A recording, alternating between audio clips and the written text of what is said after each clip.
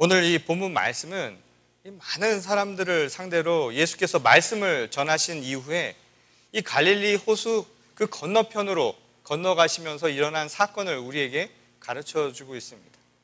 예수께서 말씀을 마치시고 이 제자들을 배에 태우고 그 강 건너편으로, 바다 건너편으로 가시는데 그 어두움 속에서 갑자기 풍랑이 일죠. 거센 풍랑이 일어납니다. 얼마나 거센 풍랑이 일었는지 그 안에 있었던 제자들은 죽음의 공포 앞에, 두려움에 사로잡혀 있었다. 오늘 그렇게 말씀은 기록하고 있습니다. 아마도 그들이 생각했지 못한 갑작스러운 돌풍이 불었기 때문에 그들은 이것을 어떻게 처리할지 몰라서 아마 당황하고 있었을 겁니다. 물이 차오르기 시작을 하자 그 배에서 물을 퍼내기 위해서 사람들이 아마 분주히 움직일 수 있었고, 또한 어떻게든 균형을 잡으려고 온갖 안간 힘을 다 쓰고 있는 것이 아마 오늘 이 본문이 기록하지 않은 이 당시 상황이었으리라, 그렇게 짐작을 할 수가 있을 겁니다.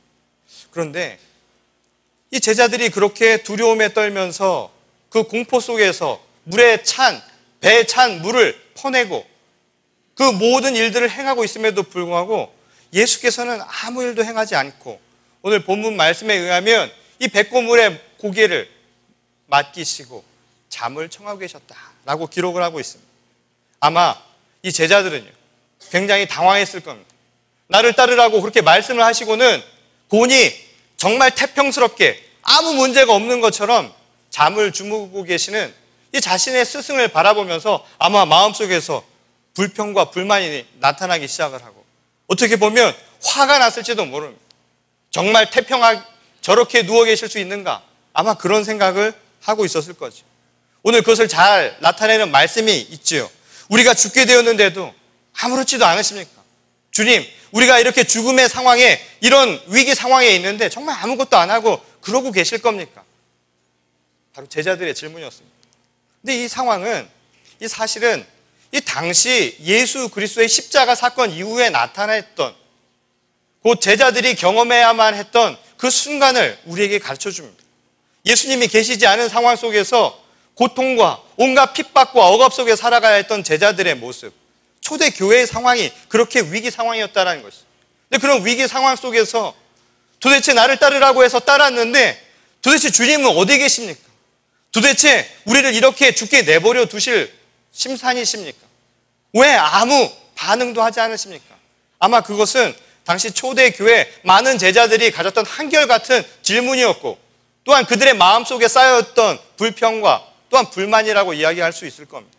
근데 말이지, 이거는 당시 그 시대를 살았던 제자들과 교회만의 이야기가 아닙니다. 오늘 이 시대를 살아가는 우리도, 오늘 기독교 신앙을 갖고 살아가는 많은 교인들도 이와 똑같은 질문들을 하며 살아가죠. 나를 따르라. 내가 예수 그리스도를 믿고 이 교회에 출석하게 되고 예수 그리스도의 십자가를 믿고 의지하며 주님의 말씀대로 살기로 소망하는 교인들이 있지 않습니까? 근데 많은 신앙인들이요, 마치 풍랑에 빠져서 그 위기의 속에서 난파에 빠져 있는 제자들의 불평처럼 오늘 우리들도 우리 삶의 인생의 굴곡을 경험하며 이런 불평과 불만을 하는 경우가 너무 많다는 것이죠. 여러분, 예수 믿고 말씀대로 살면 잘 살 줄 알았습니다. 여러분, 잘 살고 계세요? 모든 것이 잘 될 줄 알았습니다. 하는 족족 잘 될 줄 알았습니다. 심지어는 기도하고 로또 번호를 쓰면 그것도 당첨할 것 같았습니다. 모든 것이 뜻대로 되는 것 같았죠. 예수 믿고 교회 잘 나가면 몸도 안 아플 줄 알았습니다. 건강할 줄 알았습니다. 그리고 아픈 몸도 회복될 줄 알았습니다. 그렇게 되지가 않는 거예요. 예수 믿고 살면 가정도 평안하고 집안에 재정적으로도 풍요로움이 있을 거라고 그렇게 생각을 했습니다. 그런데 그렇게 생각처럼 되지 않는 겁니다. 예수 믿으면 평안이 오고 평강이 온다고 하는데 예수 믿고 나서 오히려 더 불편해졌습니다. 오히려 마음속에 무거운 짐 같은 것을 안고 있는 것 같은 생각이 든다 이 말입니다. 교회 주님 은혜 받으러 왔습니다. 은혜 받으러 왔는데 교회 와서 보니까 은혜는 안 주고 말이에요. 화랑 열이랑 스트레스만 받아갑니다. 이게 도대체 어찌 된 일입니까? 이렇게 불평하는 사람들이 오늘도 얼마나 많은지 모릅니다.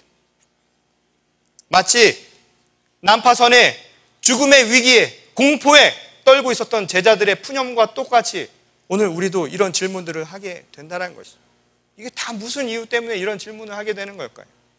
오늘 예수님이 이 제자들의 급박한 요청 속에서 이 자리에 일어나서 행하신 일은 다른 것이 아니었습니다. 그들이 두려워 떨고 있었던 바로 풍랑을 잠잠하게 만드는 것이었죠. 잠잠하라, 고요하라. 그들이 두려워했던 그것을 잠잠케 만든 것이었습니다. 그리고 제자들에게 말씀하시죠. 뭐라고 얘기했습니까? 왜 그렇게 무서워하느냐? 뭘 그렇게 두려워하느냐? 아직도 믿음이 없느냐라는 말씀입니다.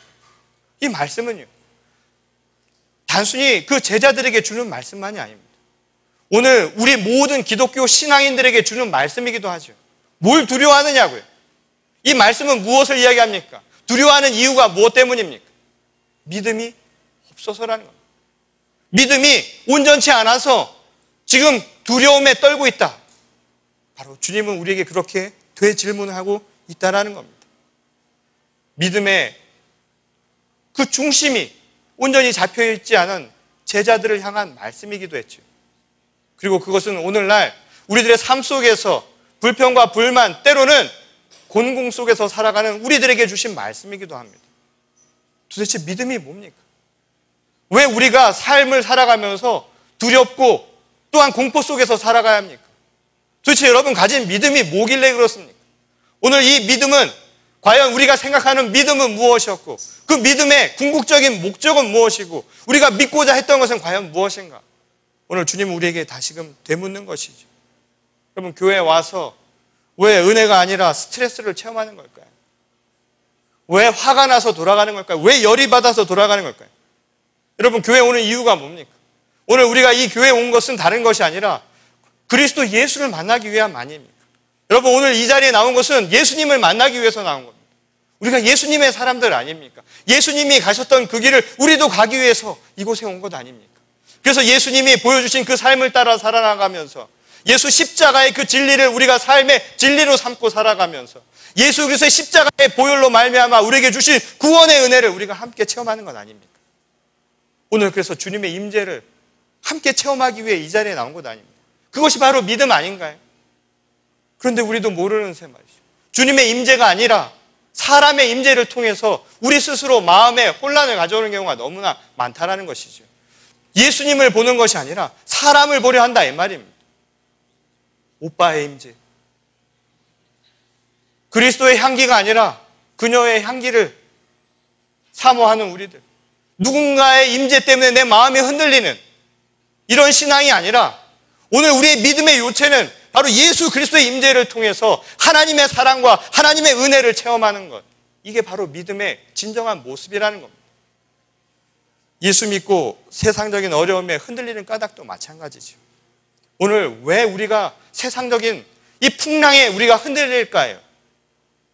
믿음을 도구로 생각하기 때문입니다. 여러분 믿음은 그 자체가 목적입니다. 그런데 어느샌가 모르게 우리도 믿음을 도구와 수단으로밖에 생각하지 않는다는 것이죠. 내가 예수 믿으면 잘 될 거야. 예수 믿으면 뭐가 생길 거야. 그것은 믿음이 목적이 아니라 믿음이 도구가 되어버린 겁니다. 보상을 원하는 것이죠. 보상 심리를 하는 겁니다. 그런데 그 보상을 통해서 내가 만족하는 것은 무엇이었습니까? 자기 만족이죠. 나를 만족시키는 것도 결국은 세상적인 것인 경우가 많습니다. 세상의 기준에 비추어서 괜찮아 보이는 것, 그것이 내게 주어지면 내가 만족하는 것. 그리고 그것을 통해서 내가 믿음의 열매를 얻었다라고 우리가 은연중에 생각하지 않습니다. 믿음은 도구가 아닙니다. 믿음은 그 자체로 목적이 되어야 한다라는 것이죠. 그래서 우리가 세상에 의해서 움직이는 것이 아니라, 그래서 세상의 기준이 보기에 아름다운 것이 아니라 하나님 보시기에 아름다운 일들을 행하는 믿음의 사람들이 되어야 한다는 겁니다. 예수 그리스도가 우리의 목적이요, 믿음이 그 자체로 우리의 삶의 목적이 되어야 한다는 것이죠. 그러니 그렇지 못한 경우에 어떤 일이 생겨납니까? 여러분 두려움의 원인도 이 예수님의 말씀에 어긋난 삶에서 찾는 게 아닙니다. 예수님의 말씀을 따라 살지 못하는 것을 두려워하지 않는다 이 말입니다. 하나님의 말씀을 지키지 못하며 살아가는 것, 하나님의 말씀을 경외하며 살아가는 것, 그것에 어긋난 것을 우리는 두려워하지 않고 어느새부턴가 세상의 일이 어긋날 때 우리는 두려워한다 이 말입니다. 그 세상의 실패를 두려워하는 것이지 우리가 믿음을 통해서 죄된 삶을 두려워하지 않는 삶을 언제부턴가 살아가기 시작했다는 것이, 내가 죄 짓는 것보다 세상에 실패하고 세상에서 얻고자 하는 것을 얻지 못하는 것을 더 두려워하고 더 위험스러워하는 삶을 살아가는 게 우리들의 모습이라는 겁니다. 그러니 자기 만족하며 자기가 원하는 것을 받으며 살아간다는 게 쉬운 일입니까? 여러분, 세상 일이 자기 뜻대로 되는 거 보셨습니까? 그러니 날마다 평안이 아니라 불안과 불만과 불평과 근심 속에서 살아갈 수밖에 없다라는 것이죠. 그런데 오늘 대조적으로 예수님의 모습은 전혀 다른 모습을 보여주죠. 예수님은요, 정말 아무 일도 없었던 것처럼 그 바깥에서 풍랑이 일어나는데도 불구하고 그 자리에서 고난 잠을 청하고 계셨다라는 이야기입니다. 아주 대조적인 모습이죠. 이 이야기는 우리에게 무엇을 얘기를 해줍니까? 아버지 하나님에 대한 믿음입니다. 예수 그리스도께서는 그 풍랑이 일었을 때 우리 삶의 세상에 그 어떠한 고통이 따르고 어려움이 따를지라도 그 모든 것을 오직 아버지 하나님을 향한 그 믿음으로 다 맡기고 있었다는 겁니다. 거기에 평안이 있었다는 것이죠. 그 모든 것이 다 어디서 온 것입니까? 천지를 창조하신 아버지 하나님으로부터 시작됐다는 것을 주님은 알고 계셨다는 겁니다. 오늘 이 이야기는 단순히 풍랑에 흔들리는 배 이야기가 아니라 오늘 믿음에 대한 이야기입니다. 신앙에 대한 이야기죠. 내가 그리스도의 자녀로 살아간다는 것, 그것은 다른 것이 아닙니다. 오늘 예수님이 보여주신 것처럼 아버지 하나님을 향한 그 믿음을 가지고 내 모든 것을 맡기고 살 수 있는 그 믿음 속에서 우리가 그 표본을 그리고 그 모범을 찾을 수 있다는 것이죠. 예수 그리스도께서 보여주신 그 믿음은요, 아버지를 향한 지극한 신뢰입니다. 40일 주야로 홍수가 내려서 세상 모든 것이 잠겼습니다. 그러나 노아의 방주 속에 있었던 생명들은 그 생명을 유지할 수 있었습니다. 그 이유가 무엇입니까? 바깥에서 풍랑이 아무리 몰아쳐도요, 그들이 살 수 있었던 것은 무엇입니까? 노아의 능력, 노아의 지도력이 아닙니다. 오직 하나님의 뜻이 있었기 때문입니다.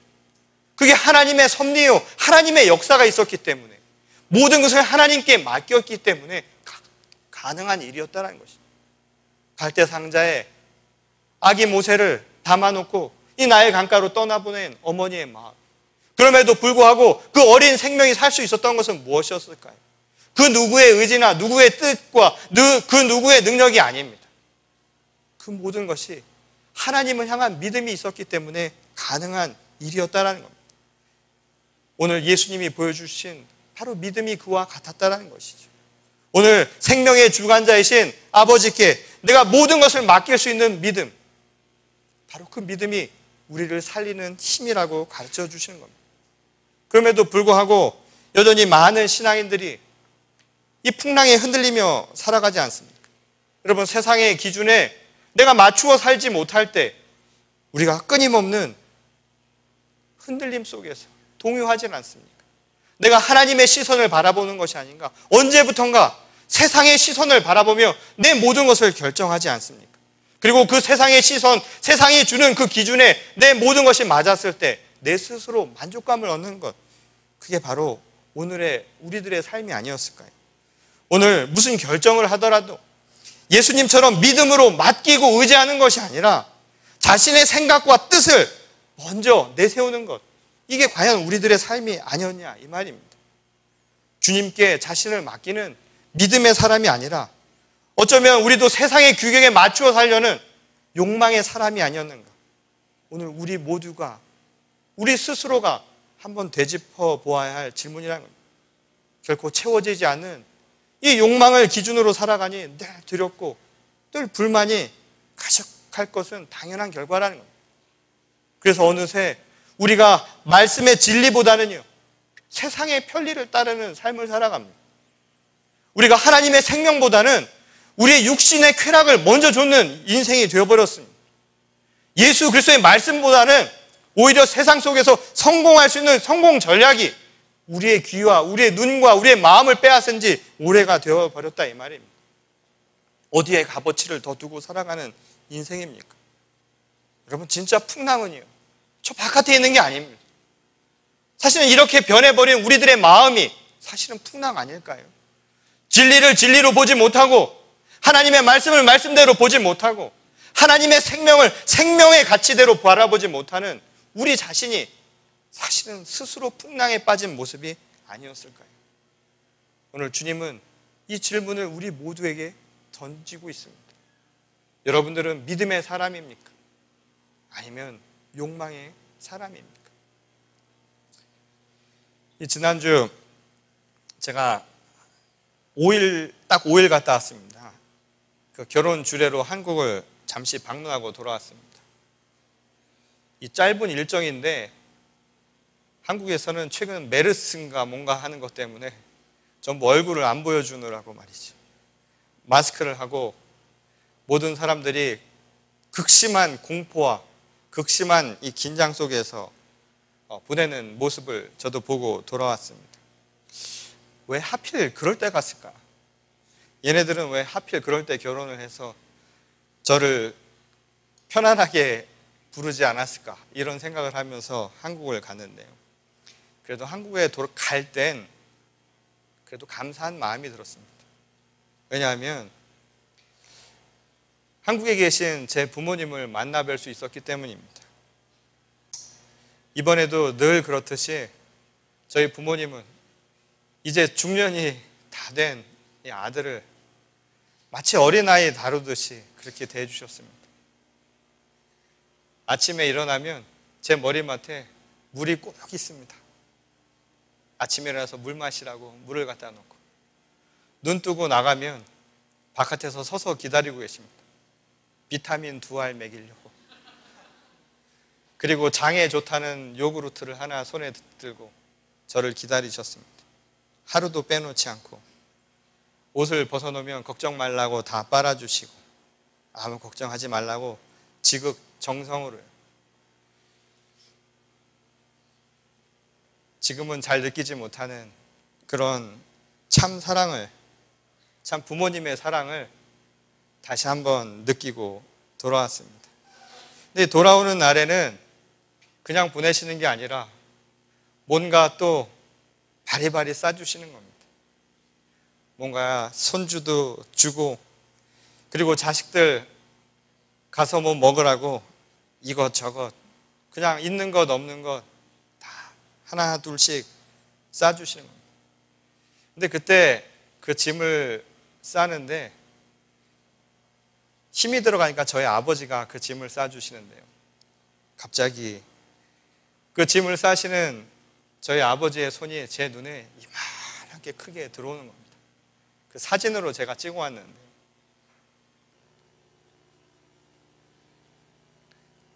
저희 아버지 손입니다. 손이 저보다 한 배, 손가락 한 마디는 더 있는 아주 큰 손입니다. 손가락 끝 마디마디가 또 손등 위에가 세월의 흔적만큼 검은 버섯이 많이 이제 내려앉았고, 마디 끝이 언젠가 모르게 세월의 무게만큼 많이 굽어져 있었습니다. 전에는 잘 몰랐는데 손을 만지면서 굽은 손, 이제는 예전 같지 않은 주름살이 많이 새겨진 손을 만지고 돌아왔습니다. 그 손을 만지고 돌아서는데 마음이 참 무겁더라고요. 발걸음마저 가볍게 느껴지지 않았습니다. 벌써 몇 번째 왔다 갔다 했는지 모르는데 또 돌아오는 이 공항에 배웅을 나오시더라고요.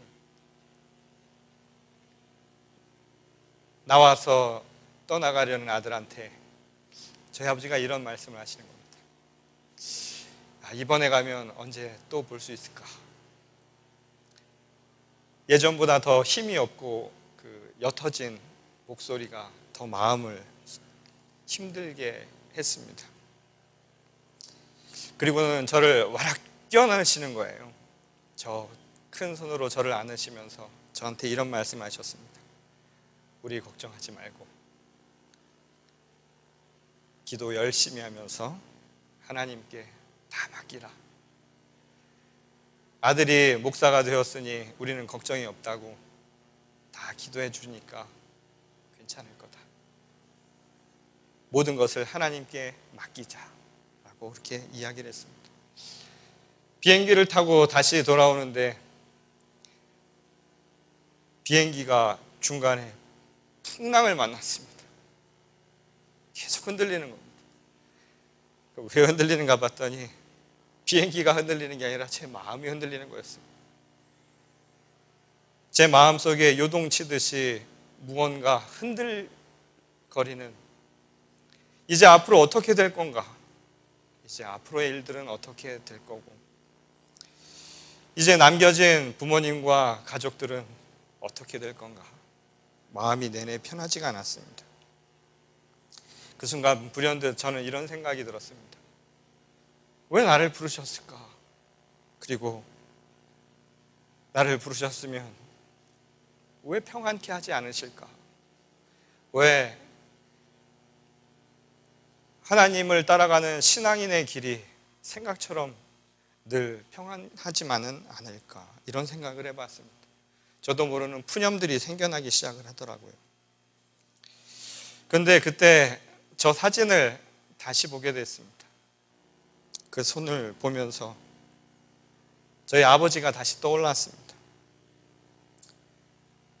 지난 70여 년 해를 넘게 저희 가족들을 위해서 고생했던 그 손, 저희 가족들이 믿고 의지했던 손입니다. 그런데 그 손으로 저를 안으시면서 마지막으로 하신 말씀이, 이제 내 몫이니까 모든 것을 하나님 앞에 맡기라. 그 음성이 저를 다시 한번 그 풍랑 속에서 평안케 만드는 힘처럼 다가왔습니다. 오늘 예수 그리스도께서 그 풍랑 가운데서도 아버지 하나님의 손에 모든 것을 맡기신 것처럼 오늘 저에게도 우리 삶의 주인이신 하나님의 손에 이제 다시 맡기고 모든 것을 주님께 의지하며 믿음의 사람으로 살아가라는 말씀으로 그렇게 받아들이게 되었습니다. 오늘 이 말씀을 전하는 저 역시 여러분들에게 이렇게 간곡히 권고하고 또한 기도하고 소망합니다. 여러분, 아버지의 손에 이끌려 이제 여러분의 삶을 온전히 맡길 수 있기를 바랍니다. 우리 삶에 풍랑이 아무리 불어닥칠지라도 아버지 하나님은 우리를 결코 놓으시지 않으실 겁니다.